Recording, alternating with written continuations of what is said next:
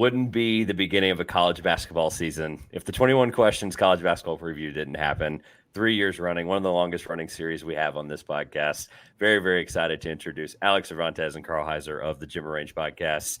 Obviously got a lot going on personally out in the college basketball season this year. We're going to talk a little about that and what you guys are doing, as well as the pod, of course. And then for those that might be new, just kind of introducing themselves. But we're going to jump into just a general overview of the college basketball season for those that might be new. I'll link the last 2 years below. There's some really fun nuggets in there. There's some Texas Tech predictions from Karl Heiser. There's some fun Northwestern finishing second things. I'm leaving out, obviously, a lot of great content, but we get into some really cool stuff. I try not to do the same questions year over year. Obviously, we still want an overarching, bubble over college basketball here and kind of cover it at a grand scale, which is really do. And there's 362 programs. But you'll get an idea of kind of where we're going with it as we go. Before we do that, we'll introduce these guys from my left to right. So Alex, how are you, my friend? I'm doing well. Appreciate you having us back on once again. As always, excited for the season to start, and I guess it's under a month now. So,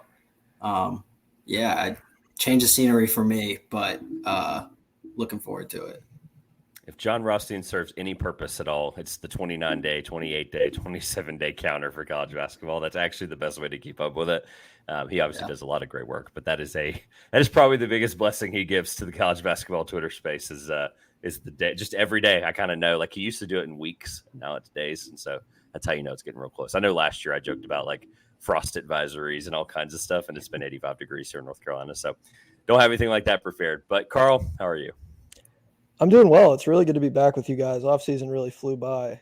Recently been enjoying the Washington Commanders being more than a competent football team, which I never thought I would see again in my lifetime. Apologies to my Carolina Panthers fans out there, but Commanders look pretty good, so that's exciting. It's been a while.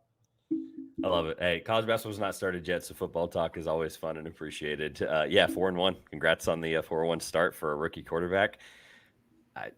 Other than that, I haven't been watching football as much as I'd like. So a lot going on. College basketball is a big part of that. We'll be doing the College Basketball Magazine, House of College Hoops. We'll be presenting that this year with everything college basketball. Those pre-orders begin this week, so I'll link that below once the episode goes out. This episode may be a little closer to college basketball season because the NBA starts to kind of get weird in the preseason now. So that prep begins soon. But these guys, this opinion or this podcast will be out and about before the college basketball season begins on a weird November 4th Monday evening. I don't know if people are aware of that just yet till they look at their calendars, but a Monday evening start. So that is going to be really interesting. I just remember it being closer to the weekend in the past. So enough of that. Let's jump into question number one, and we'll just kind of keep rolling from there. And then at the end, we definitely want you guys to kind of talk about what any plans this season, that kind of thing. So I did send these guys questions ahead of time. For those that are new here, might not know that. We try to do that now. I think it's really good preparedness. These guys are really great as always. But then the last five are just going to kind of take us out of college basketball normalcy, and they don't know what's coming. So favorite storyline in the country heading into the season, Karl? Your favorite? I have a really I think underrated one. It's just something I've been thinking about maybe way too much recently. So there's a guy by the name of Fedor Zugic who's coming in as a freshman for Creighton. All right. He's from Montenegro. He has played 192 professional games in Europe. He's coming in as a 21-year-old freshman. Supposed to be a pretty good shooter. We're already in the Wild West as far as college sports is concerned with NIL and the transfer portal and all that.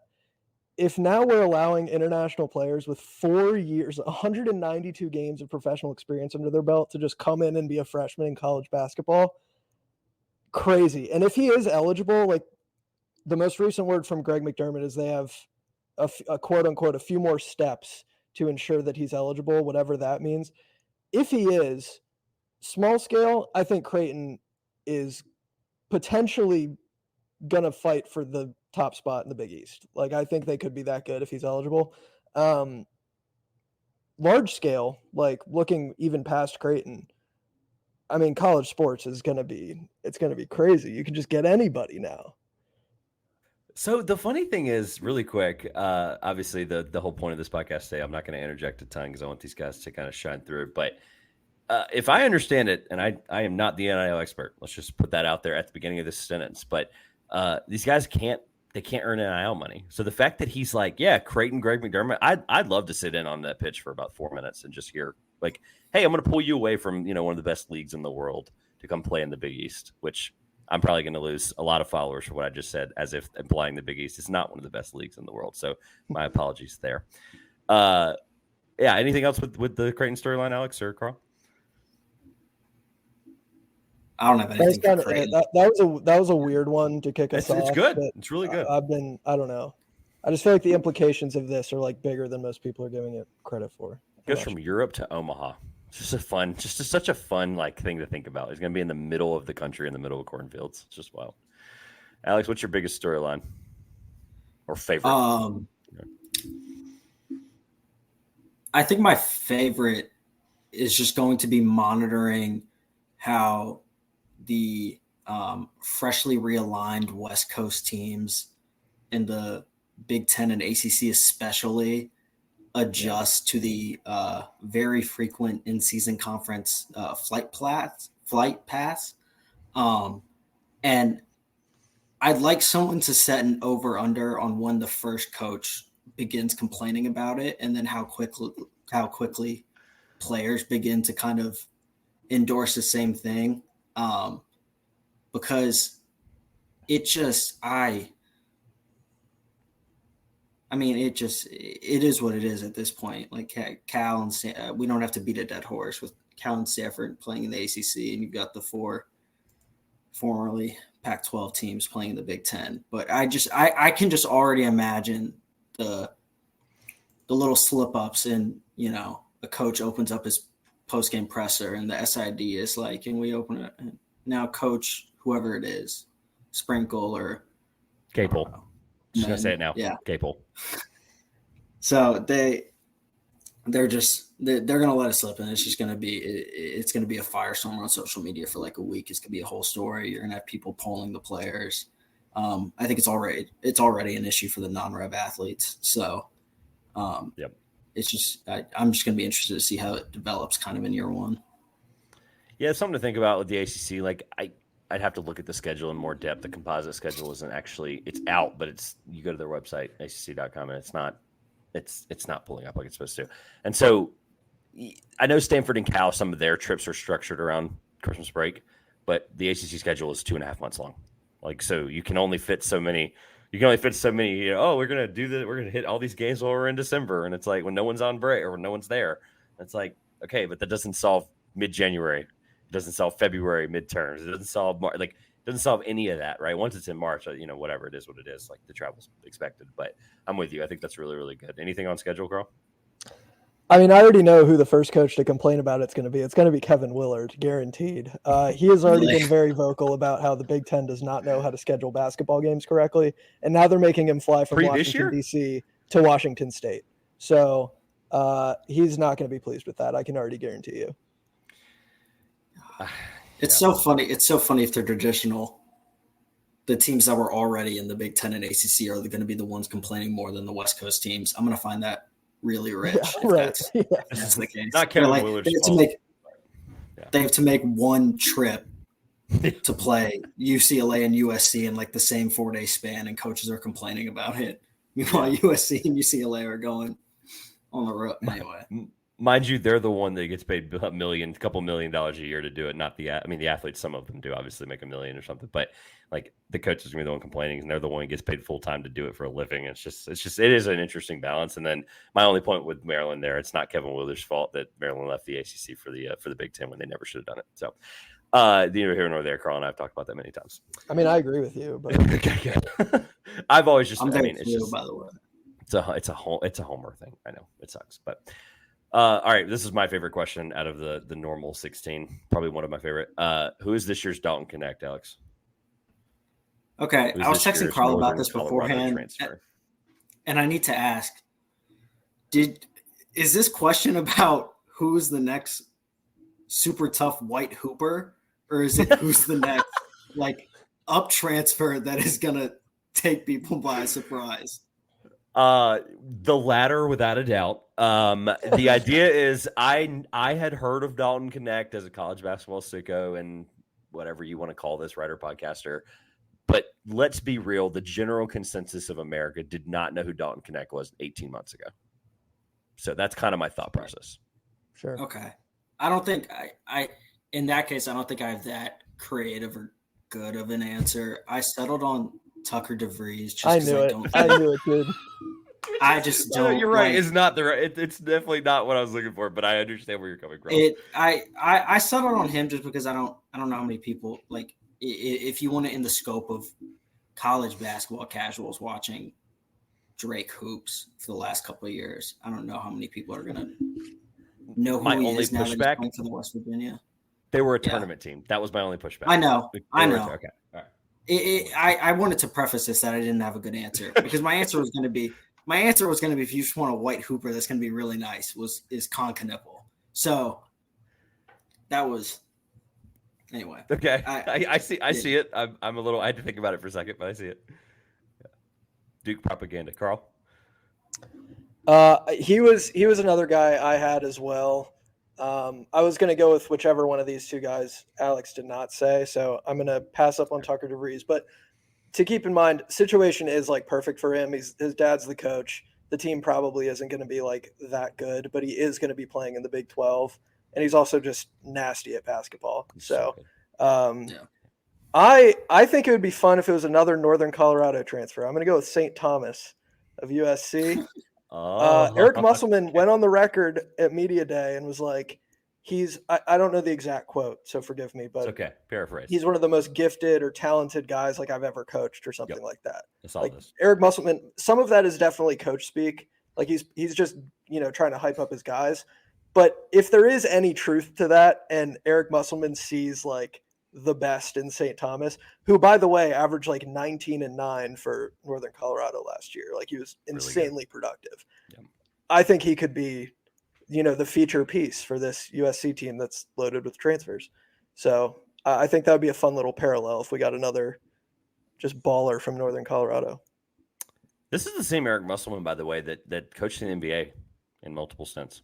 So I think it is some coach speak, but yeah, there's enough track record of those kind of guys doing really well at the high major level that at least recently that I think I believe him somewhat. He also seems like a genuine dude. I do, from what I've seen from us, I do somewhat believe him. I'm probably 70% warm believing him. So let's go to who has the best backcourt in the country, Alex. And I'll give you a follow-up to this. Who has the best backcourt in the country? And then is the answer clear cut to you? Can I ask another clarifying question? This is actually a good question he has. What are we doing with wings? What are we doing with wings? Because I think of that Brad Stevens quote in the mid 2010s when he took over the Boston Celtics, and he was like, "Positionality is dead. I have ball handlers, wings, and I have big men." So according to Andy Katz, positions are not dead because there's lists come out every year that give us these backcourts and frontcourts. I don't want the Andy Katz list prop right now. But so what do you want me to do with wings? Like, is that just at my discretion, or do I? This is you guys' answer. This is you guys' show. I'm just here to facilitate it. So, okay. Well, I guess I'll loop them into the front court. I don't know. Okay. Now you can. Let's talk it out. I like this. Let's talk this out. I think the best backcourt, and I don't think it's clear cut because I wrestled with two teams, but I think it's Carolina. Okay. And I settled on that you return RJ Davis, who's going to be the presumptive ACC Player of the Year, guy who averaged 21, 3.5. Listen, I'm going to say this again during this episode, probably ad nauseum. I'm a sucker for off-season buzz, and I don't know if I believe it, but if Elliot Cadeau has really been making 100 threes a day, yes, does that translate? Like we will see, because I think, I mean, if teams can't punk him anymore, and he doesn't. Teams can't do what Nate Oates did to him in the Sweet 16. Like, this is Cadeau and RJ Davis might be the best backcourt pairing in the country. So I think factor that in with you get Seth Trimble back after he entered the transfer portal. He's an elite defender. We'll see if the offense ever comes along. And then kind of it's the exact opposite for Ian Jackson, your star freshman kind of in that pool that probably, I don't know. I'm curious to see with him because so much of his production in high school is with the ball in his hands, and that just won't really be the case with the offense going through RJ and Elliott. So I don't know. He's got all the talent in the world. He's super springy. His scoring prowess speaks for itself. But that quartet kind of just pushed them over the hump in comparison with Baylor, which was the other team I was thinking about. Okay. So let me really quick before Karl gives his answer, because obviously there's multiple choices here. You're probably not going to say Carolina, I would guess. So the reason I asked this question is because Field of 68 posted a top 10 backcourts in college basketball. It says via Rob Doster, so let's just include that nugget as well. And Carolina was 4th.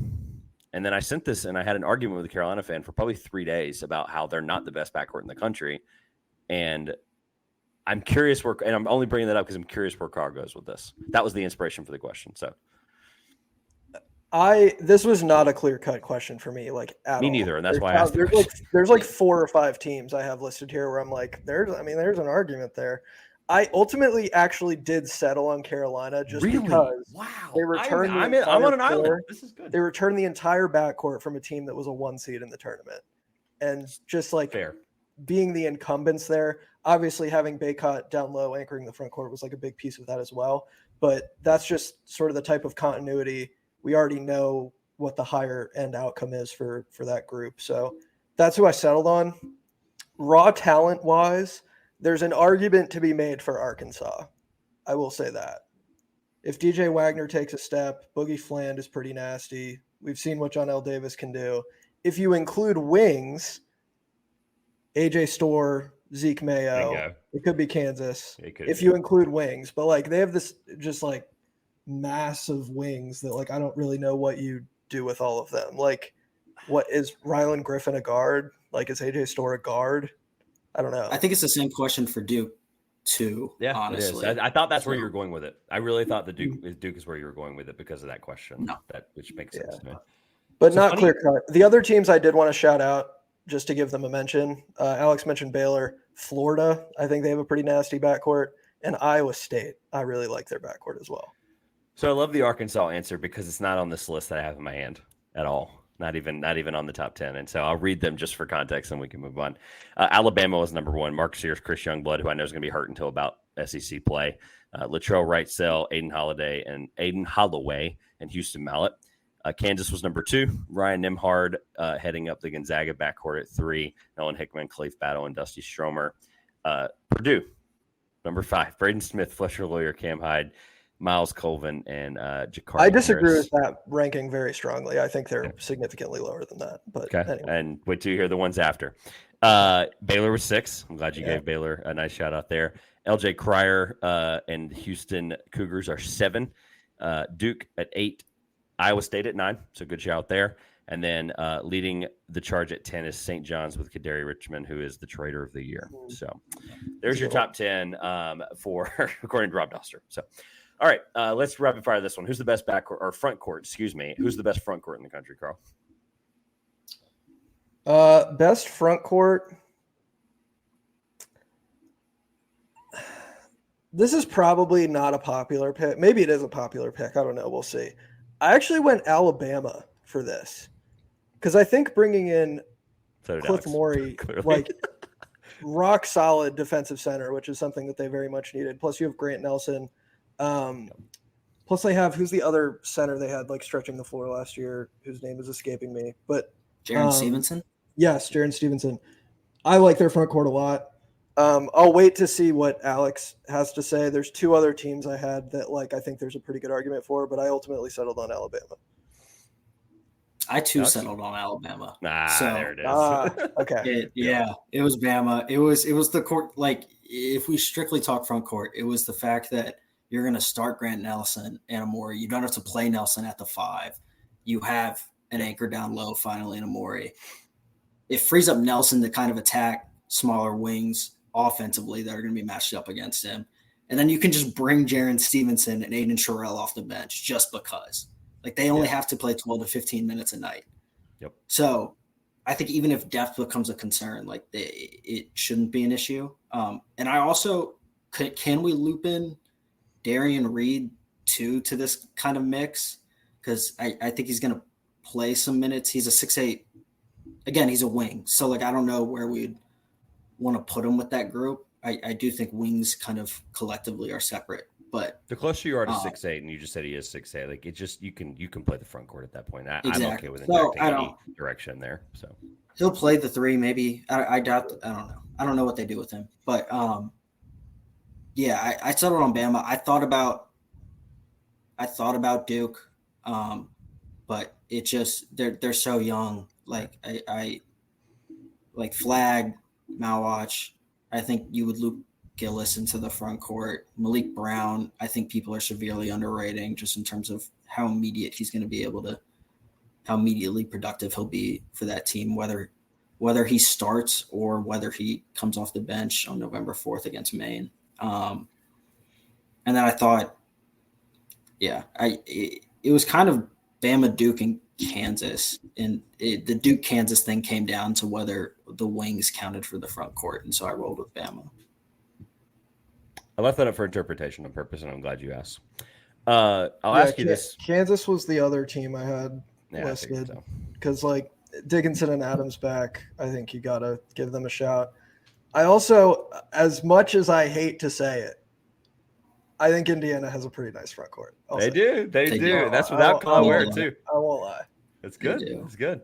I'll ask you guys this really fast. So Alex mentioned Duke, and we may not get to this again at some point. I know Duke is kind of on the list here a couple of times for different reasons. Who's the last team, just really quick off the top of your head, last team to win a national championship with three freshmen playing more than 20 minutes a game? 2015 Duke. That's you. Yep. That's literally it. Yeah. And so it's possible. That team was really, really good. I know they were led by Quinn Cook. And so who is that Quinn Cook this year? I don't know. That's up for everybody to figure out. This is one of my favorite questions as well. I have a couple of good ones in there that I like a lot. Karl, who's your plant your flag team, and why is it Texas Tech? No, I'm just joking. Who is your plant your flag team? I guess so. My one question here is like, sorry, I have to clarify. Just by plant your flag team, how like good can they already be considered? If you know what I don't care. Like, who's a team that you were like you're not backing down from of like this is a team I'm riding with the whole year? I'm pretty bought in on Baylor. I won't lie.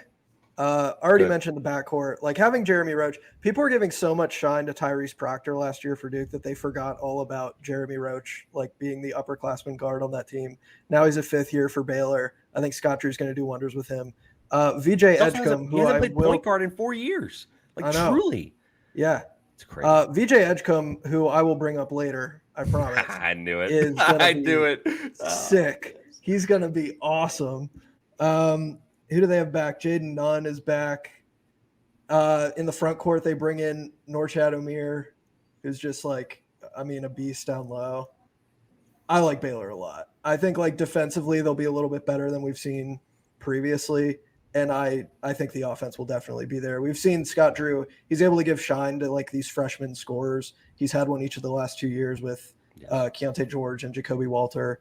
I think VJ Edgecombe like might even be better than those guys. So I like Baylor a lot. Alex, plant your flag. Who is it? Wake Forest. I'm so in. Oh, let's go. Yes, me too. They're the whole reason for this question. I am so unbelievably in on Wake Forest. You want my take? And I've been floating this to people before the season starts. I think Wake wins the whatever ACC. You say. Oh, okay. That's not. Yeah. No. I think Wake wins the ACC because they have a stretch on their schedule where they host Duke and Carolina at the Joel back-to-back at the end of January. And I think those two games decide the ACC. And I think they probably win both of them. I think Steve Forbes is likely going to outcoach Shire and Hubert Davis. And here's my thing. Hunter Salas arrived in Winston-Salem and averaged 18, 4, and almost 2.5 assists per game. And Steve Forbes is like, yeah, we're going to give him the ball more this year. You're going to have Efton Reed, like their top 8 rotation of it's Salas, it's Hildreth, Efton Reed, Tyler Johnson. You've got Spillers from App State, Friedrichsen. I don't know if he starts or he comes off the bench. He's gonna play no matter what, though. He's gonna be so good. Juke Harris, and you have the swings with Harris and Omaha Blue. Like I'm all the way in on Wake this year. So I did not think that was what you were going to say, but forgetting you are an ACC guy, and so that true to the heart at least. And so I won't go on for too long because I have a whole preview written for them coming out. People can pay $15 for, but I've been saying this to everybody. I've had coaches text me about Fredersen. Like that just shows you he's their like 7th, 8th talent wise man, and he's an incredible player. I've had coaches text me and say, "Yeah, that kid's going to change their whole season," and I'm like, it's June.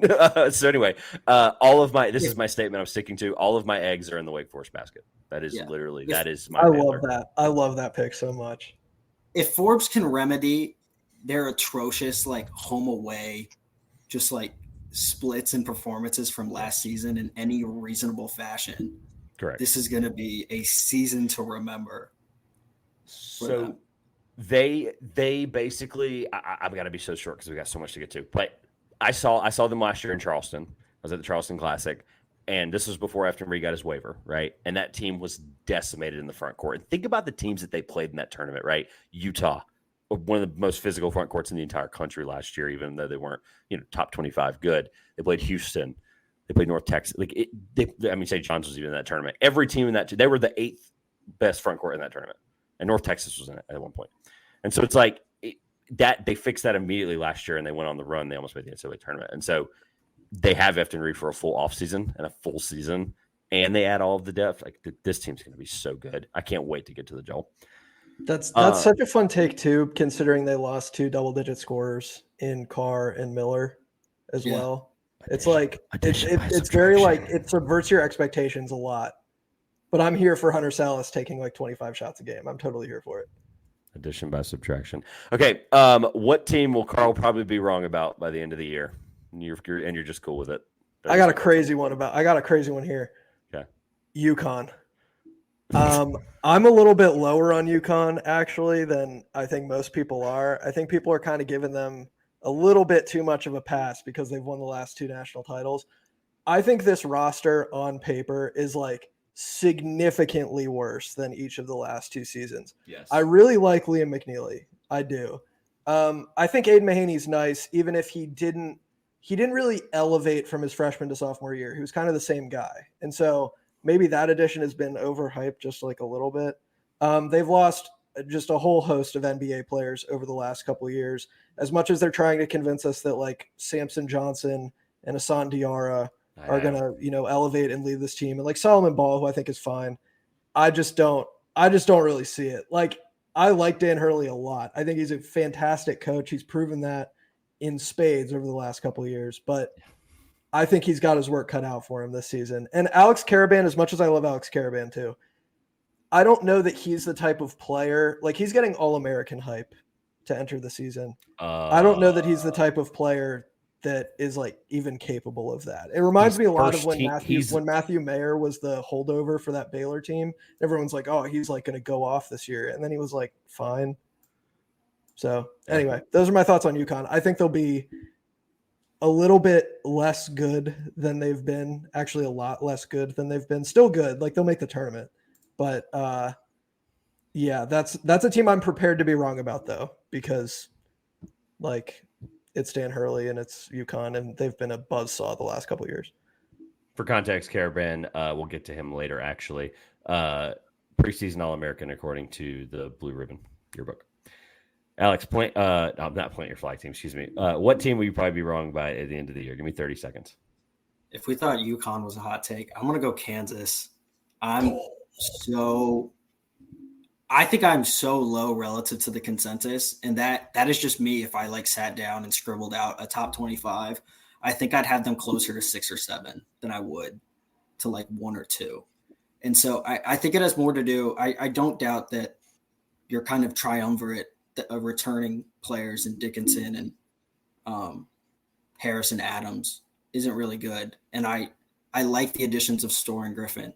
But Storr shot 32% from 3 last year, and is that supposed to just remedy? Like, he's a great scorer. You can give the ball to him late, and he can go get a bucket. But, like, is that going to remedy this team's spacing concerns? I mean, Self seems so high on Zeke Mayo, but I don't know. I just have some concerns about the up transfers after Timberlake last year. So they filled it like a 3-to-1 ratio, though. Rylan Griffin's good. All I'm gonna say is, with the Elmarco Jackson injury, Shaquille Moore's going to be out. Like, I'm slightly worried about the depth a little bit, and I'm prepared to be wrong about this because it's Kansas and it's Bill Self. So that was their whole thing last year, is the Timberlake. It's an incredible point. They filled it. They filled his spot with like a 3-to-1 ratio of 3 guys that were like 4 times as talented. It like doesn't make any sense.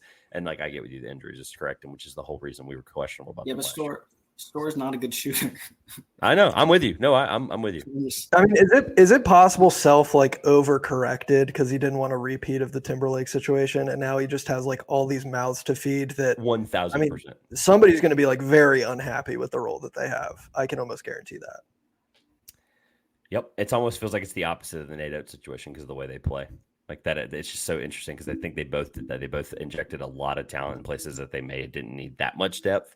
Yeah, they need some, but it's just interesting. I think the two situations probably turn out completely differently. I'm with you there. Which team? Let's get in the weeds. What team ranked outside the end of the season top 25? I don't remember if I linked it in there or not, but if you guys can pull that up for me, that'd be awesome. Which team ranked outside the end of the season top 25 do you think will be the most dangerous or make the most noise? And I put however you'd like to take that. So, Karl. The more I think about this, the more I like it. I'm going with Ole Miss. This team is loaded with upperclassmen, really good backcourt, brought in guys who, like, their defense wasn't that great last year, but that's like kind of something Chris Beard, I think, will definitely take steps to improve, and he already has. He added Dre Davis from Seton Hall. He added Brown Jones from UNCG. Like, he's adding pieces to make the defense better. It's a bunch of seniors and juniors that make up the rotation. They brought in Sean Padula, who scored 16 points a game last year. Basically, you like look up and down their lineup, it's guys who averaged double-digit scoring last year. And maybe there is a little bit of like a too many mouths to feed situation, but this is a group that returns a bunch of guys from a team that at times during last season was ranked in the top 25. For at least like a couple weeks, they were kind of like in and out. I think this year is like Chris Beard can take that next step with some of these core guys. I think he brought in guys who can contribute. I think Ole Miss could be like sneaky kind of dangerous. The best part about that answer is that they did not get a single vote in the final top 25. So that's actually a great answer. You're pulling way down the barrel. That eliminates, 15 to 20 teams, others receiving votes at the end of the year. So, Alex? I mean, after my spiel like 4 minutes ago, should I not just say Wake Forest again? For the sake of time, you should. Yeah, I'm joking. In the interest of giving a different team, I wrote down Maryland. Ooh. And people are going to think that this is scripted. That's the funniest part about this. Oh, I couldn't tell you. I couldn't tell you why, but it's just the defense. The defense is going to be there again, right? And so I just think it's a matter of if you can survive what is just going to be such a turbulent Big Ten season, and you can squeak into the tournament. That defense alone, forget the spacing concerns, whatever you have about that team. The defense alone could win you enough games in March that are just atrocious, like mid-afternoon true TV games to watch. But lo and behold, the Terps are in the Sweet 16. I don't know. I wrote that down mostly because I love Derek Queen. So okay. Yeah, I'm not pandering to Karl, but I love it. In the interest of not just saying Wake Forest again. All right. Our Big Ten preview is going to be so much fun, Alex. Oh, I can't wait. I can't wait. If it's out before this pod is, it'll be linked below at this point in the video. What player, coach, or program? Just pick one, or however you want to go with this. Which player, coach, or program has the most to prove, Alex? Shire. You brought in. So I guess I don't want to talk about Duke too much, but he was on. They only have 3 more precipice of a questions after this. It's okay. Yeah. He was on the precipice of a Final Four last season and got matched up with Kevin Keats, and you had a chance to right what went wrong in the NCAA tournament. And the roster construction that he had kind of stood by in the preseason reared its ugly head again. They didn't have a rim protecting center. Filipowski couldn't really stick with DJ Burns. And he has totally gone out and surrounded a team around a 17-year-old phenom that is going to bolt from Durham once April is over. So and my thing is he's 54-18 in 2 seasons at Duke. Like that's good. He has an ACC tournament title. He's made an Elite Eight. Like I don't discount any of that, but I do think the noise in Durham is going to get really loud if you have this talented of a freshman class and don't really do. I think if you don't get to Elite Eight again, and I really think like the chatter could get really bad if you don't make a Final Four with this roster, because you went out and deliberately constructed a team that was so different from last season's group. You have starters, everyone's taller than 6'5". You have 2 now kind of rim protecting bigs plus Flag, who you can just have kind of in that roaming defensive role. It's his most talented team he's had. It's his deepest team. It's just whether or not it lives up to the sky high expectations. And I hope it does for his sake, because Duke fans are already insane and nobody likes Duke. So the chatter surrounding the program from the outside won't get any better. It's Final Four bust for me. Karl? This is so easily Mike Woodson for me. Oh my goodness, dude. I feel like yes. Trevor, I apologize. I feel like I come on here every single year for the every year with without the same fail. Stupid Indiana rant, but I'm back again. I'm ready to run it back. If Indiana fans would like just shut up for a second and be honest with themselves and like realize that this guy has not lived up to expectations any year that he's been there at all. First 2 years, he inherits a top 5 player in the sport in Trace Jackson Davis. He wins a first 4 game before getting just waxed by St. Mary's. And then he wins a round of 64 game before losing in the round of 32. So that's what he had to show for himself with that team, which they were getting Final Four hype the second season, but nobody wants to talk about that. Last year missed the tournament entirely because Xavier Johnson gets hurt, and then you don't have any other options in your backcourt, which was a problem that he created because he didn't recruit anybody in the transfer portal to be part of that backcourt. This year, there's no excuses. This team is extremely talented on paper. I will be the first to admit that. They added Miles Rice, they added Umar Ballo, Malik Renault's returning. He averaged like 15 points a game last year.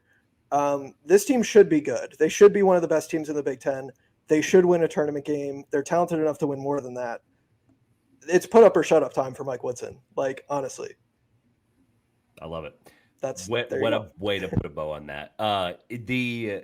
Really quick, the Miami game specifically, there may not be in the last 2 years in a tournament game of a gap between 2 coaches. Like, and Larinaga not a top 5 or 10 coach in the country right now. He's not, but he's an incredible experienced coach who's coached back to the 70s, for crying out loud. And there may have not been a bigger gap in 2 coaches, minus like the 1 versus 16 games, if we're being real first with ourselves. All right. I love this question. Next, if both of you have answered that one, correct? Yeah, that's right. Yeah. He said Duke. That's right. He said Duke. If not, I'll ask the non-Duke fan this. If not Cooper Flag, who's the best freshman in the country? Karl. Oh, you're asking me? Karl. Yeah, sorry. Okay, I alluded to this earlier. I think it's VJ Edgecombe. Yeah, I think he's that good. If you look at a lot of the lists, like I think Ace Bailey and Dylan Harper will both be very good, and I think you'll see that for Rutgers. I question a little bit how much Steve Peichel is going to like open up the offense and allow them to just like cook, because that's like not really what he's done since he's been at Rutgers. So maybe their talent gets like masked a little bit. Maybe they're kind of like pulling, shots and votes from each other. Liam McNeely, I think, will be good. Derek Queen, I think, will be good. But I think like we have a pretty good track record of Scott Drew, as I said before, featuring like freshman scorers. And I like VJ Edgecombe a lot, so I'm gonna go with him. I just see it now. It's a February 10th. It's a Saturday. It's 6:30. Edgecombe has 35 points. They beat Houston or something stupid like that. I don't know. Yeah, Alex. VJ Edgecombe is probably the right answer, and I hear your concerns about the two Rutgers freshmen stealing shots from each other. I think it's Dylan Harper. Okay. I think, and I don't think this is going to be a popular take. I think Ace Bailey actually has to scale down to kind of accommodate Dylan Harper being successful. Like, I don't think it's the other way around. I don't think you end up trying to. Gosh, I'm articulating this poorly. It's hard because it's going to be Cooper Flag. I mean, it literally is. No, I actually think it could just be VJ in general. But I really like Dylan Harper, so I wanted to give him some prop because I think the ball will be in his hands a lot. And I'm really worried that Ace Bailey is just going to settle for a ton of contested mid-range pull-ups. Yeah. All right. So we're going to transition to question number 10. And question number 10 is the SeatGeek question. So the SeatGeek question, SeatGeek code 2-pointers, $20 off your first purchase. Link in the top of the description. College basketball season is right around the corner. College basketball tickets are already really affordable. So why not get an extra $20 off your first purchase, right? Nothing hot about that. But the hottest take is question number 10, right? Nothing hot about SeatGeek. Great deal, right? Nothing, no hot take there. Alex, who is your, I keep forgetting who's next, but who is your, or what is your biggest hot take for the upcoming season? I don't know how hot it is. I just think Drake Powell is going to be so good defensively that Hubert Davis can't take him off the floor. So okay. I don't know. I think the shot is a work in progress.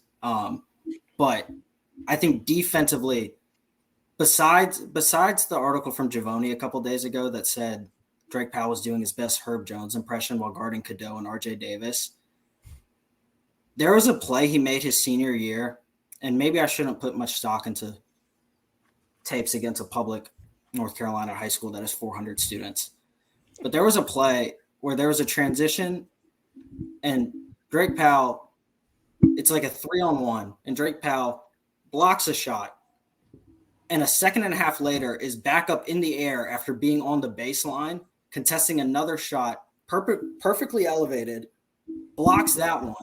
The point guard for the other team picks it up, dribbles twice.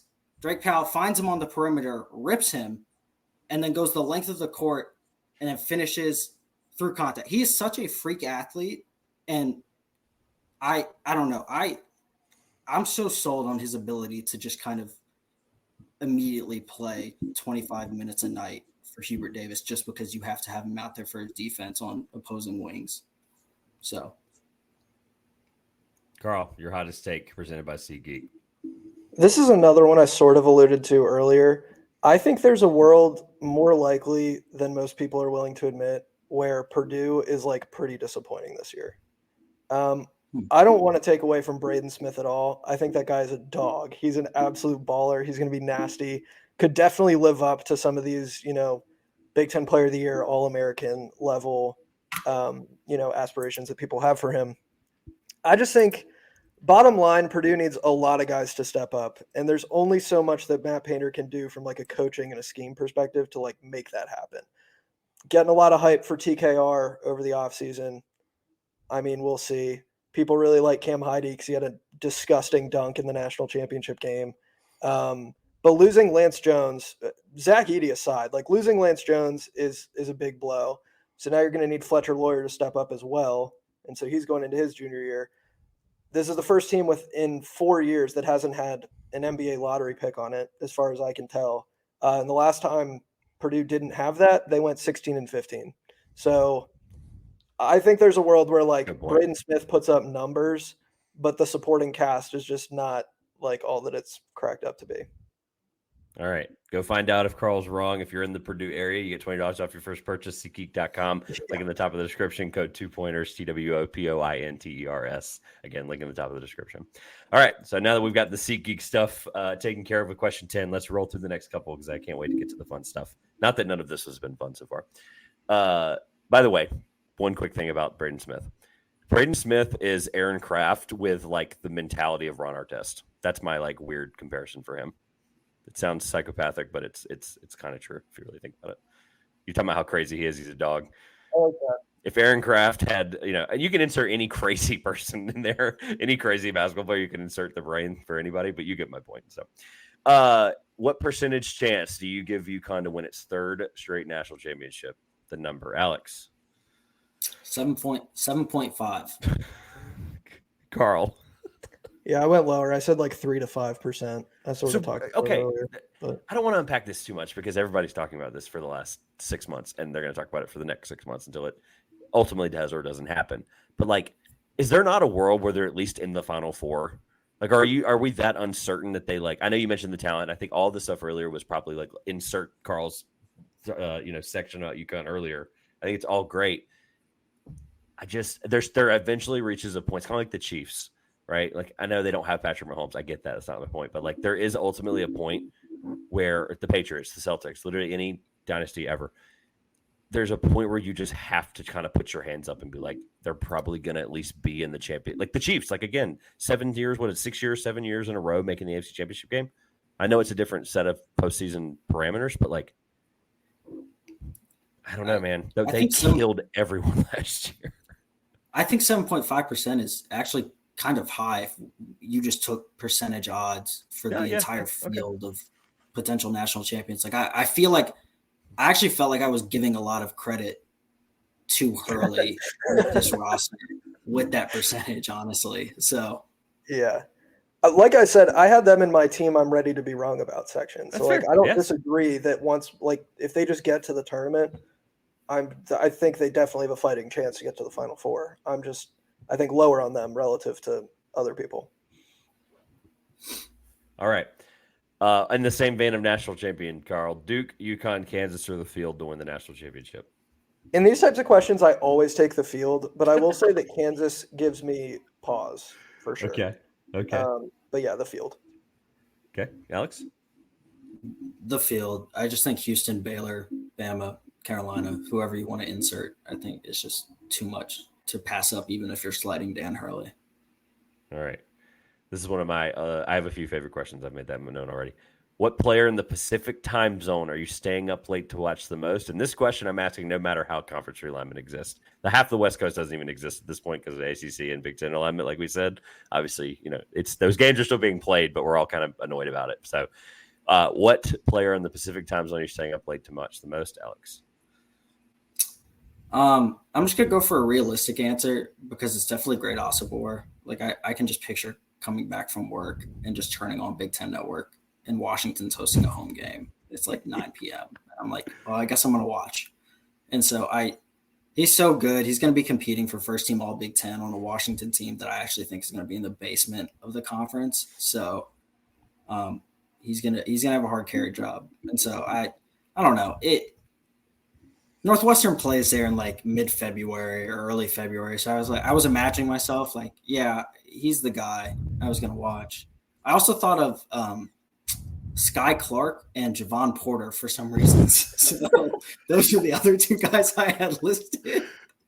Oh God. You had an entire time zone and those were 2 and 3 is the best answer we've had. Yeah. I can't. I don't have a reasoning for the other two, just that I like drama. So Karl. Early in the season, I could see myself tuning in to watch Jackson Shellstad a good amount, just to see what that's about, to see if he actually has like a breakout year this year. But on a consistent basis. If you ask Ryan Hammer, he's not having one. I mean, are you kidding me? Yeah, right. I mean, every time about eggs in the basket, the eggs are in the Jackson Shellstad basket for Ryan Hammer. Okay? Absolutely. Yeah. On a consistent basis, though, I'm going Ryan Netmard. I love me some Ryan Netmard. Nice. I'm going to pick a homer pick for me. I'm going with Anthony Del Orso, going up to the high major level, getting to see him play in that incredible backcourt. I'm so excited for the guy. Love him to death. So, Tyron Grant Foster is a good shout, but technically that once daylight saving time happens, doesn't that technically not? They're like, don't they not observe it? Are they? I thought of him. Really? I thought of him as well, but I looked it up. Yeah. Isn't Arizona Mountain Time too? Are they? I went out there. When I went out there, they were Pacific, I thought, because it was 3 hours ahead. Oh, so. Wait, who's in the Mountain Time zone? I think Arizona's Mountain Time. Is it really? God bless America. Yeah. Well, maybe. sorry, Deli. My bad, dude. I'm fairly Arizona is weird certain. because they don't do daylight savings time. All right, so. I'll give you one then. I'll give you probably the dumbest answer you're gonna hear today. The name Cole Kastner is not going to ring a bell to anybody, but I'll be very, very quick. Cole Kastner played high school basketball in Palo Alto, California. For those that know where that is Stanford's obviously home city.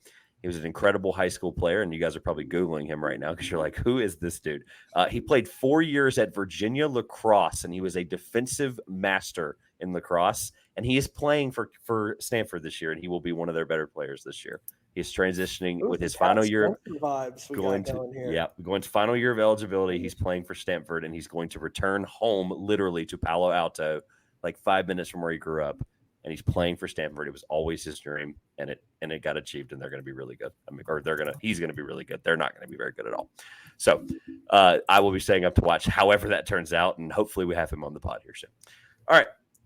What team that missed the tournament last year? We got a few more of the non-fun ones. You get my point. What team that missed the tournament the last year has the best chance of just bouncing back and winning an NCAA tournament game, Karl? Indiana, unfortunately. Or Arkansas. I'll give them a shot. Arkansas is probably the better answer there. I love you can't be so like Indiana earlier every year and then just be like, it's probably them, by the way, because they really could lose the first game. I just gotta be real. Like none of my hate is like unfounded. I'll be straight up about that. Like you can go back, look at the tape. Everything I've ever said about Indiana has been 100% correct. That is true. So, Alex, I mean, more Wake prop for me, but I had Wake, and then I also had Indiana. Okay, all right.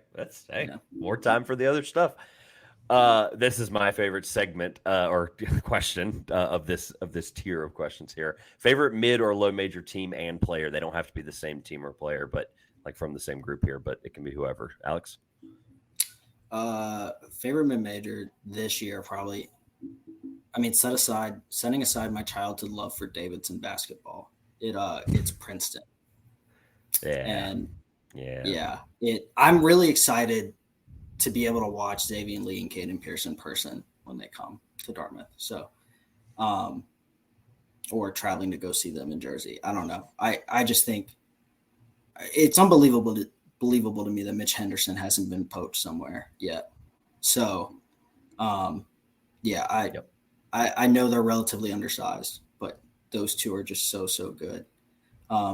Player wise, I don't know if I didn't really have a favorite player, more so as I'm fascinated by the Baba Miller fit at FAU to see how that goes. I'm just interested in that experiment and whether they lean into him playing kind of the 5 or if they kind of have him like Florida State did.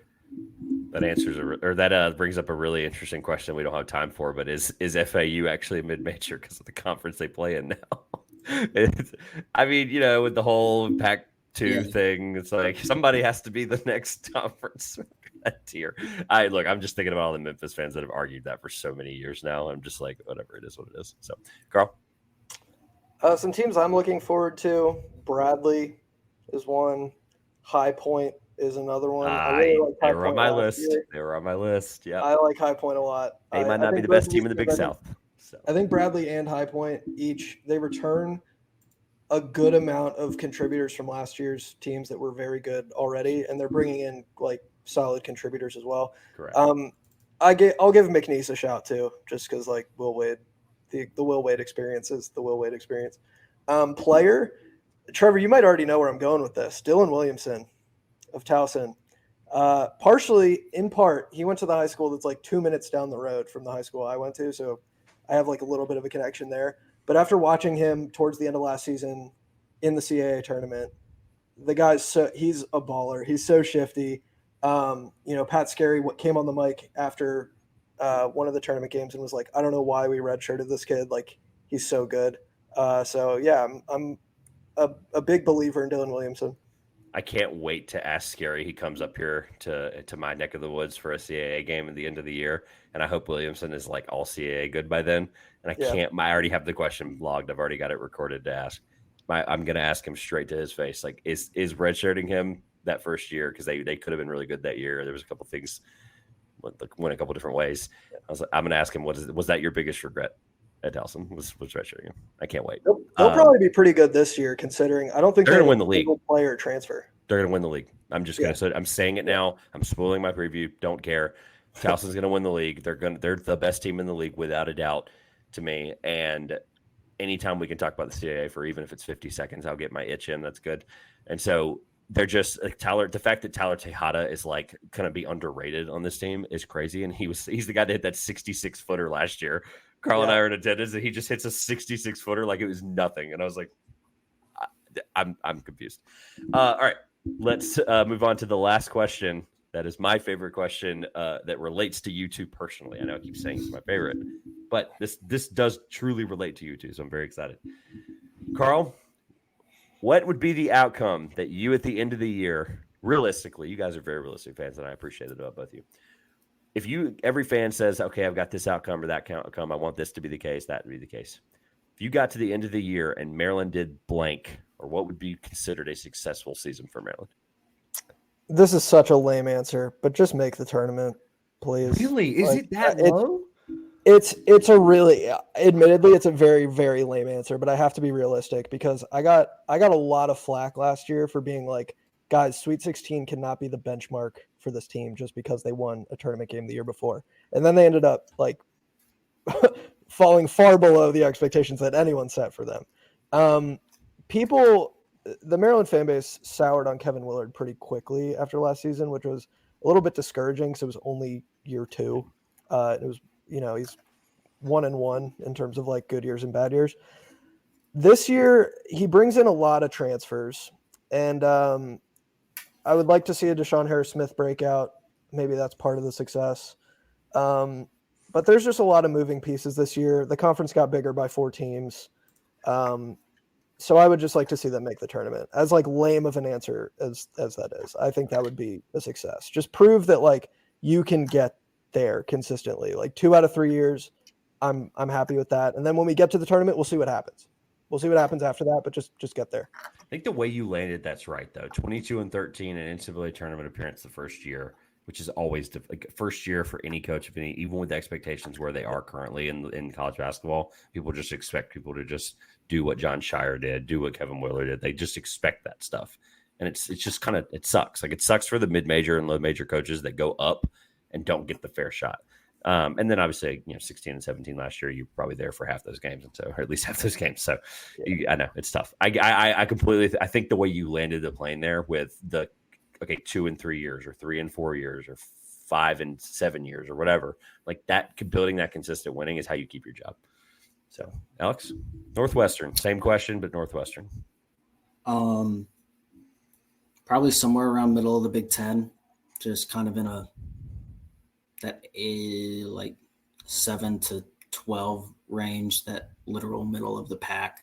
You probably finish, I don't know, 20 and no, that's probably too high. Like 18 and 13. The optimism seems high though, like a little bit. Like there's some pieces that people are excited about. Yeah. No, listen, I'm trying to tone my optimism down a little bit.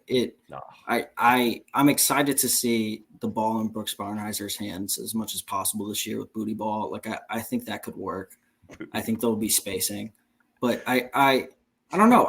Realistically, I think if Collins has this team in kind of the bubble conversation for the entirety of the year, I think that's a success after losing the program's most transcendent player ever.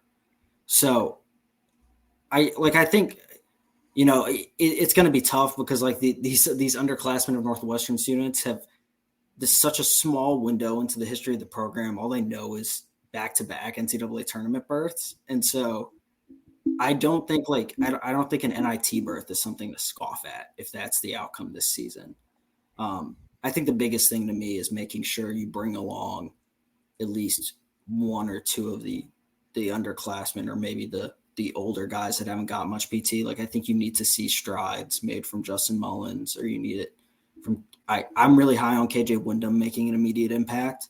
And so I think if he can kind of show up and they get him in game reps, like I think that's positive, because next year is like you're going to lose Matt Nicholson and Brooks Heiser and Ty Berry. So like it's going to be a reset kind of. So I would like to see those guys strung along on a season where you're competing. Like I don't want to see it fall flat and you're just like staring at a 5-15 Big Ten season. So. All right. I think it's great. I think you guys both ended and just landed the plane really well on those. And I think they're both realistic. And I think that's the answer I was looking for. And when they both finish second and fourth, we're all going to just look at this and laugh. All right. Here's the fun part. You guys have nothing down on your paper from now on, obviously. And that's the best part about it. And I know it's hard. So at the hour mark too. So let's get this fun started. Last year, you're probably wondering where the start bench cuts are coming from. And they're coming from here now. And so on the fly, these are a lot more fun. I hate to do this to you guys. I really do. But you know how much fun I like to have with these.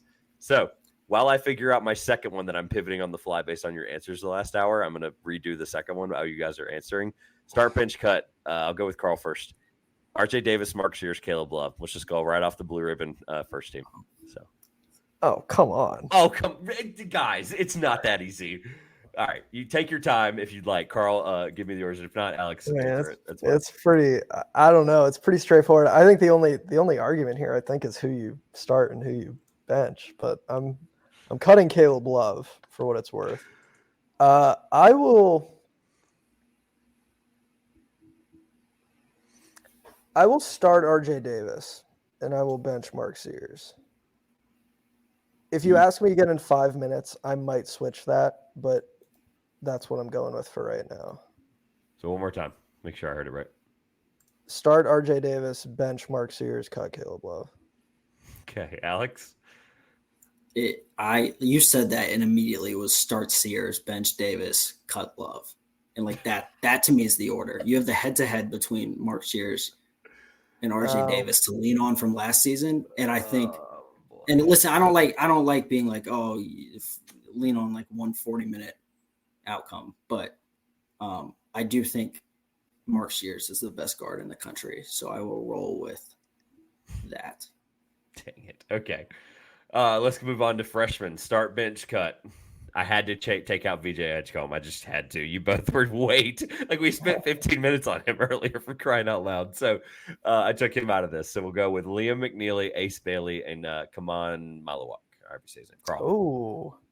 Oh, this feel is better about this one. Oh gosh. I mean, I do like Malawak relative to I think where a lot of people have him listed, but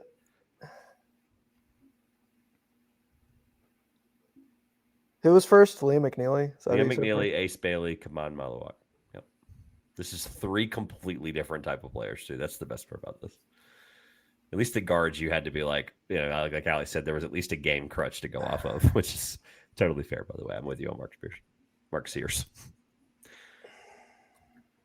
Alex, are you more sure while he's thinking? Or are you more sure than Karl right now? Yeah, do you have one? Yeah, I don't like it. Oh goodness, this is so bad. I don't give you these ahead of time because then you would think for a week and then be like, "I've got my answer." That's the best part about it. I love this. Is why I do this on purpose. So no one's safe for not getting questions ahead of time around here. I would start Malwatch because wow. I think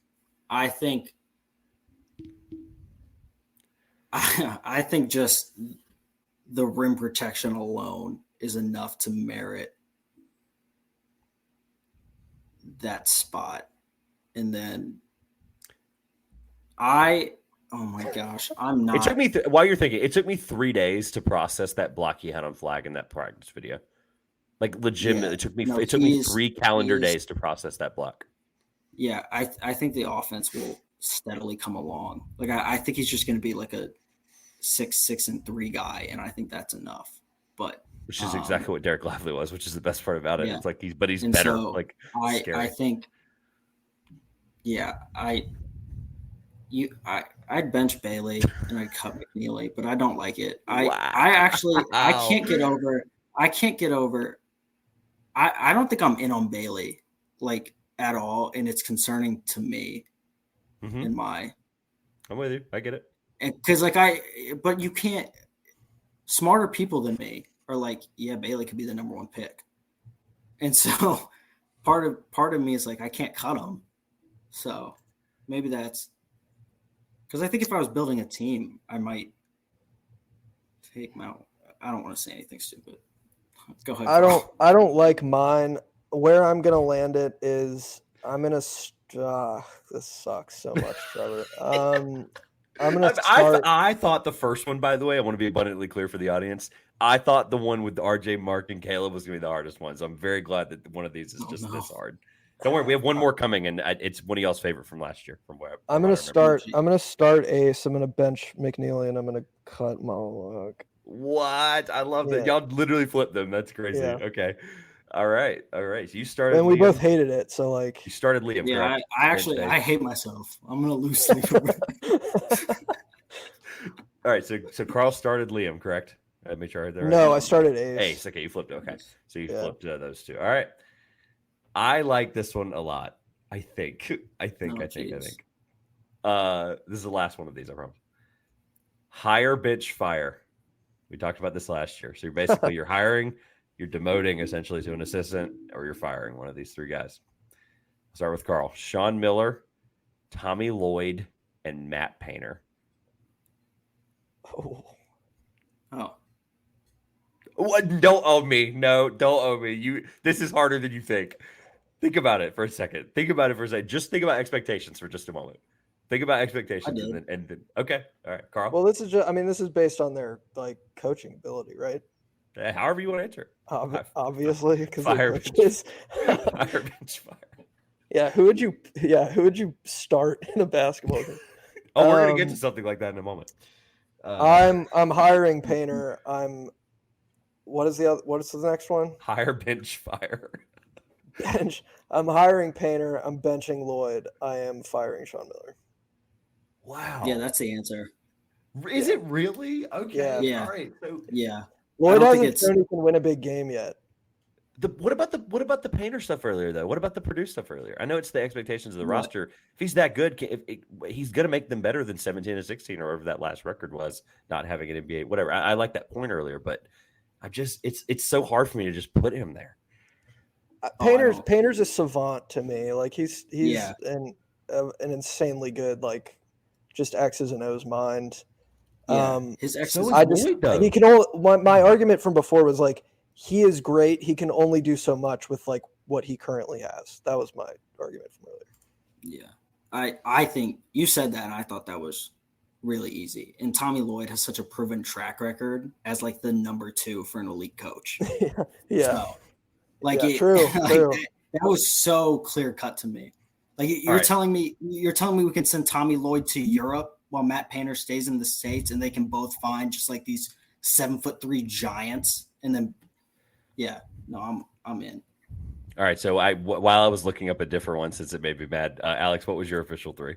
Did you agree with him? Yeah, you agreed with him. Yeah, right. It's Painter, Lloyd, and then whatever. Miller's on the job market. So technically, this is 22 question preview, but not going to change the title. Not going to change the fun. I'm going to change this question. I'm going to give you one more. We'll be quick. Tom Izzo, Mark Few, or Greg McDermott? And Greg McDermott. Oh, okay. No. I don't have an answer.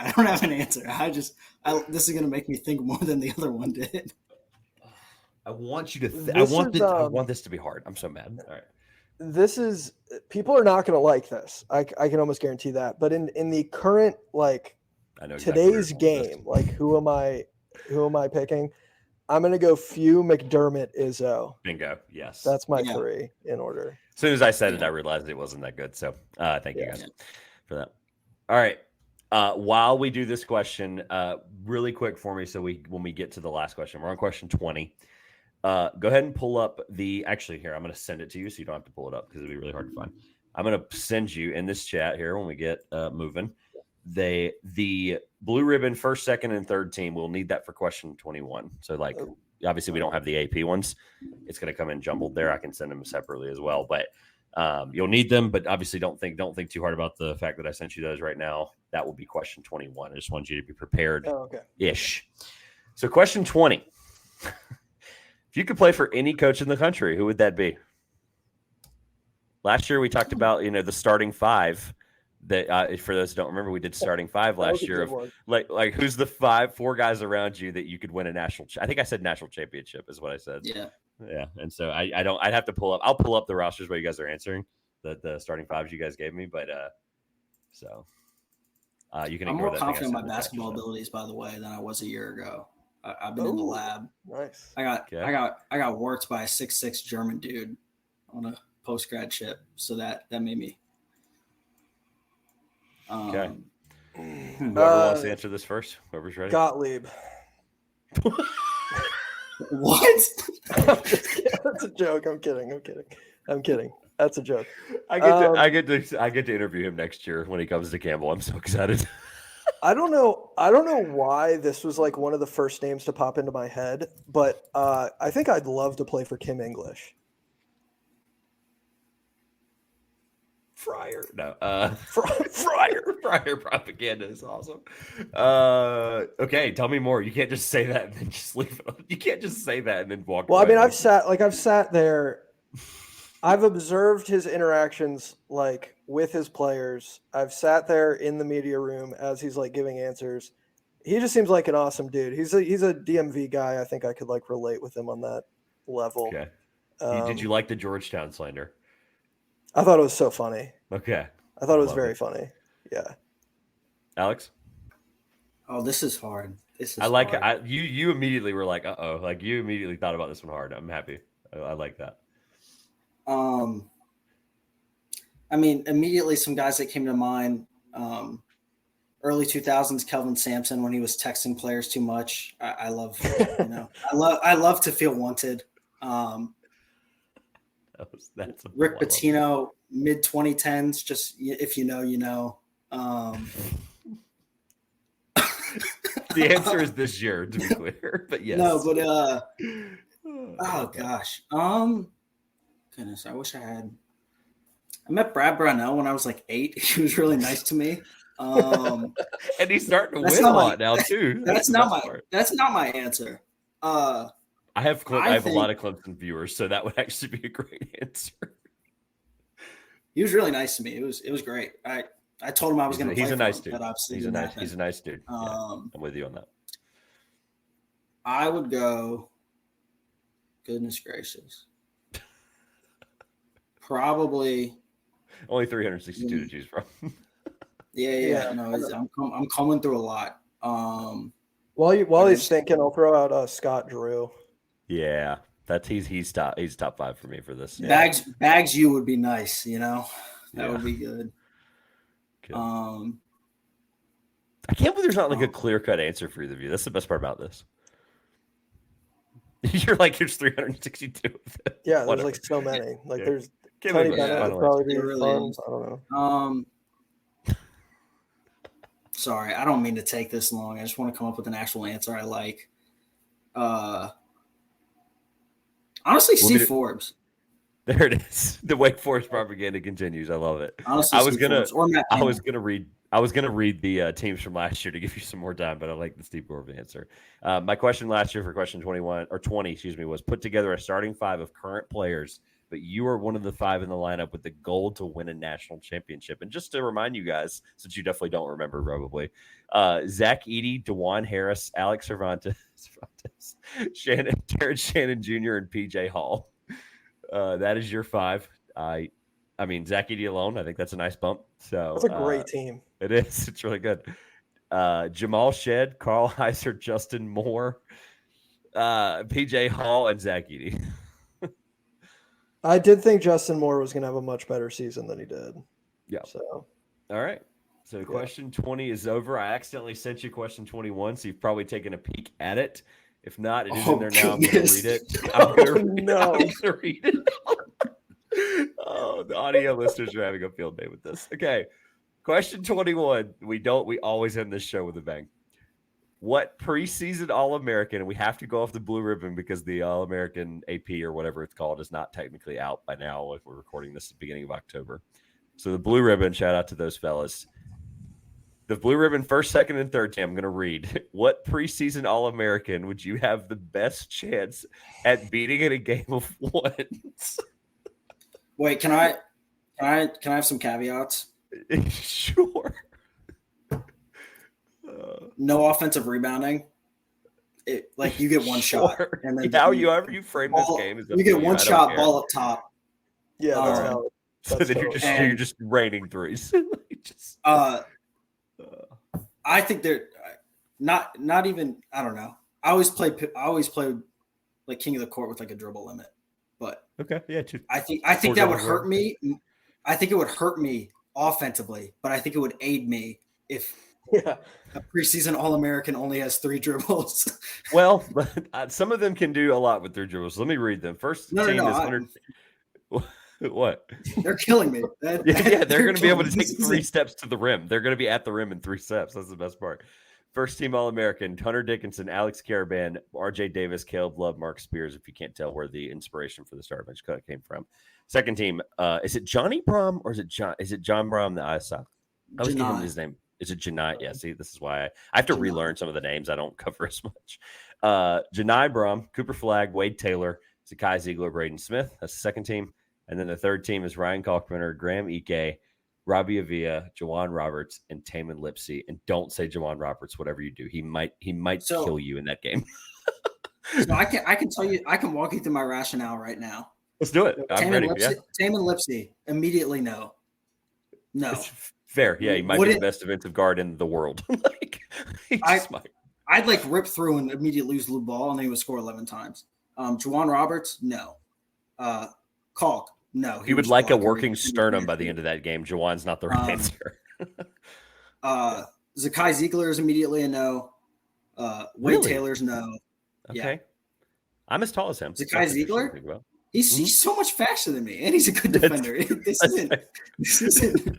Yeah, he's like an elite defender. Like you see that he's 5'9", and you're like, oh, I got this. But then he is still one of the best defending guards in the country. So then it's like, no, there's no point. No. Yeah, if it was a boxing match, then like, sure, yeah. Cooper Flagg's too competitive. No. Competitive is a crazy answer.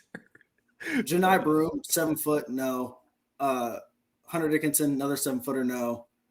Can I be honest? I think my answer is Caleb Love. Mostly because I think I will be able to tap into something.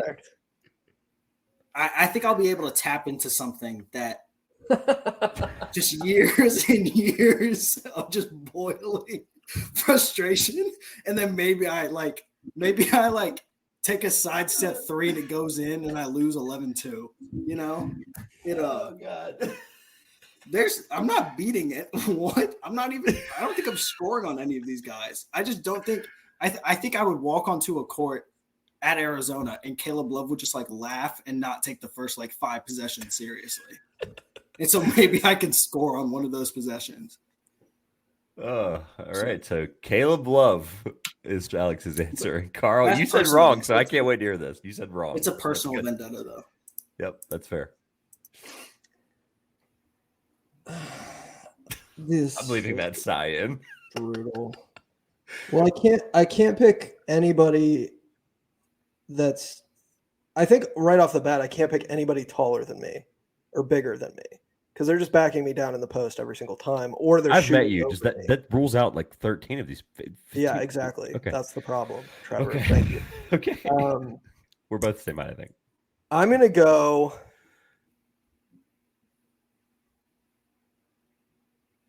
I'm gonna kind of go the flip side of Alex. I'm gonna go RJ Davis actually. Oh, because here's my argument here. We witnessed Elliot Cadeau lose a 1v1 to a Twitch streamer. All right, over the offseason. There's something going on with that UNC backcourt. So I will be the random person to beat the other side of the tandem. That's how this will go. I'll lose 21-0. My favorite. I'll give it a fighting chance. Is the second question I asked was who's the best backcourt in the country, and you said North Carolina. Yeah, fully knowing like Elliot Cadeau did lose a 1v1 to a Twitch streamer. Didn't he win? Didn't he win the other game though? Maybe, I don't know. It doesn't matter. I'm all about clips over here. Well, here's my thing. That was very clearly, again, concerns about the jump shot. He was settling for mid ranges, and he was Those things were clanking off the back iron. But that was pre the video. Now listen, recently. RJ Davis terrifies me because someone in that gym would have a camera, and I think RJ Davis is putting me in a spin cycle before Caleb Love does. Like, I think Caleb Love just goes like tween, and then just like blows by me for a layup. I think RJ Davis uses like all 3 dribbles, and my ankles snap, and then he hits a 3. So, yeah, I don't like my answer at all. It's Graham Ike for me. Oh, he's no. He's had stone feet since he was like 16. He's too strong, though. There's no way. No, yeah, he's too big. All it takes is 1 or 2 little tiny moves. I'm not slow. I'm not fast in any way. I'm not. But it just in basketball, all it takes is a little bit of separation sometimes. I know he's 6'9". Yeah, but he's 6'9". You know how much ground he can cover? I'm aware, but I'm going with the one thing that I can take advantage of is he is the slowest guy on this list, and it's not close. He is. Robbie Avila might be. Okay, yeah, no, sorry. That is probably the right answer. He's the second slowest guy on this list. Well, what are you? He just got stone feet, man. Like all this Gonzaga, he was such a that Gonzaga team was just hard to watch last year for me. What are you doing when you miss? Oh, I'm screwed when I miss. I didn't say anything about winning. I just said the best chance. Well, the question's about winning. The question is the best chance at winning. None of us are winning this game. It's not happening. Well, yeah, obviously. Next year I'll be asking you. Next year I'll be asking you who's your starting 5 of podcasters to beat the first team All-American team, and we'll just call it that. You have a year to think about it. So, first team of podcasters to beat first team All-American. I'm going back through this question, trying to think of like any possible angle. I thought I had something with Graham Ike, but you both think I'm wrong. So this is good. I love this. It's too big. I just think the post is like too much of an issue. Oh, that's true. Yeah. Okay. I don't know. I mean, Wade Taylor, he's fast, but he's not like. I mean, he's not. He's really quick. He's really good. If he gets gets like overconfident and just starts like bombing threes, then like maybe like 8 for like 28 or whatever he was. Yeah, game. Yeah. Like then maybe you have a fighting chance if you're. He might not need that. You don't have a chance against any of these guys. There's just no way. I think if you poll the general public, I think the 2 answers you would get are Zakai Ziegler because of his height, and then Braden Smith because they're non-ball knowers. Bingo. Braden Smith was going to be the big answer. We might do a poll when this comes out. We might do a poll. It's a good straw poll. I just don't. I don't want to. I don't want to see Braden Smith.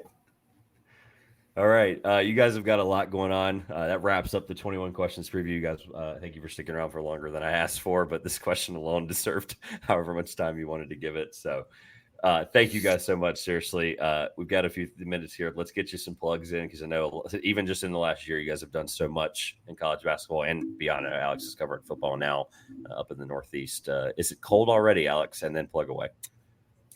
Yes, I was up this morning super early. It was like the Northeast doesn't make sense to me yet. It was like 42 degrees, and then by noon it was like 70. It was too quick. But yeah, I went to an equestrian match today for the first time, so that was interesting. I was horsing around this morning, but I'm sorry, I didn't need to make that dad joke. Yeah. Anyway. I am working for the Valley News, which is a paper in New Hampshire and Vermont now. And I am covering high school sports in Dartmouth athletics there. So I'm probably going to be posting more stuff on my Twitter than I have, but it's on the website, support local journalism, all those type things. That's right. Yes. I love it. You'll be able to find the next Cooper flag, even though he's Maine. You get my point. Yeah. And obviously listen to the 2 Pointers pod and the Gym Range pod. So, and then look, let's not undercut anything here. Since the last time we talked, you guys, you graduated from Northwestern. I mean, that's like you have to look at that and say, okay, like that is a shining achievement that now earns you a chance to watch high school sports in the middle of December. So, can't wait for ice hockey. Oh man, yep, warm indoors. Karl, plug away. Yeah, I don't know. We kind of fell off with posting episodes last year, but the Gym Range podcast will be back in full force this time around. So we'll have a bunch of stuff out. We're starting our previews, starting recording, maybe tomorrow. maybe next week. We'll see. It depends as the schedule allows, but we're planning to have a full season of podcasts, which I'm very excited for. I'll have a bunch of written content that I'll be posting on my Twitter, so you can follow that at kheisercbb. And then I'll be at like Maryland and Georgetown games this year. So if you happen to be there, come say hi. You guys have any games on the calendar that you're already looking forward to that you know for a fact you're probably going to be there? Just curious. Currently no, but I do know no like specific games that I've like really highlighted, but I do know the A10 tournament and the CAA tournament will both be in DC this year. So that's projecting That's right. quite a ways. And also they don't overlap at all, which is great. So I can just like That's right. go to one, go to the next one, which is fantastic. But so looking forward to that. That's a ways away, but hoping to be there. Yeah. That's all. I'm sad because Charleston UNCW, the rematch at Trask, is on a Thursday night. That is tragic. So that was my answer until I found that out. Alex, any fun games you got going on this year? I know you got Dartmouth Sports, so that's Princeton. I think you mentioned that game earlier. Yeah. I don't really know what the winner looks like yet because a lot of it is just balancing with high school sports, but Dartmouth is not good at basketball, but I'm going to be at some games. That's for sure. Hey, if you have a chance to see that Princeton team like you talked about, it's already highlighted. Just know that one has to work out. So if we can, I'm excited to see the coverage from anything you guys do this year. Greatly appreciate your time today. For the new listeners, follow these guys. Ats are on the screen if you're on YouTube. Everything will link to be in the description as well. This has been the 2-Pointers Podcast. The college basketball season is almost here. Don't forget, you can get that pre-order of the college basketball magazine, everything college basketball and House of College Hoops this year. Everything will be in the link in the description below. Pre-orders will end probably around the time this goes out, so they'll be ready and live to be purchased. But with that being said, this has been the 2-Pointers Podcast. I'm Trevor Everett. We will see you when college basketball begins.